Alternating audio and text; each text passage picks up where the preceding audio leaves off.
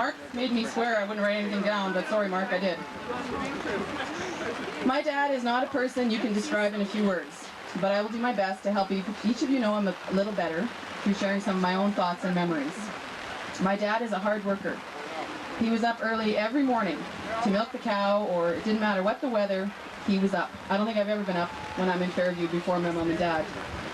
There was no such thing as sleeping in at our house. My dad is a man of great character. Gossip tends to run rampant, especially in a small town, and my siblings and I agree that we never heard Dad indulge in any of this. My dad is a man of his word, and as we grew up, we realized this more and more. We could go to any business in town if we had run out of gas and didn't have any money or things like that. And all we had to say was, they would say, well, who's your dad? Lou Bolio. Oh, no questions were asked. And the older I get, the more I realize that there are not a lot of people like that these days. My dad is generous. He often did welding for others without charging. He would lend farm equipment, and when he was offered payment, would only reply, "You're a neighbor." I experienced this generosity firsthand when I did my student teaching. Dad had told me to charge my phone calls to his number while I spent 2 months in Yellowknife teaching high school English and religion. Needless to say, I made a lot of phone calls to Mom and Dad, but more often to my sister Brenda, who is an experienced religion teacher. It wasn't until 8 months later in the summer that I finally checked Dad's bills to discover my calls for 2 months were more than $800. My dad had never mentioned the $750 increase in his phone bill. And when I offered to pay it off, he said he was glad I had succeeded at my student teaching and that I should forget about the bill.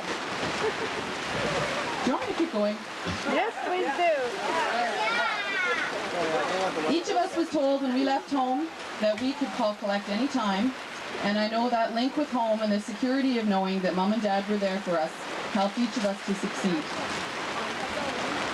I live 600 kilometers from Mom and Dad right now, but I make that trip as often as I can because I want my son to know and remember my two wonderful parents. If my son Ben turns out like my dad, I will be very proud.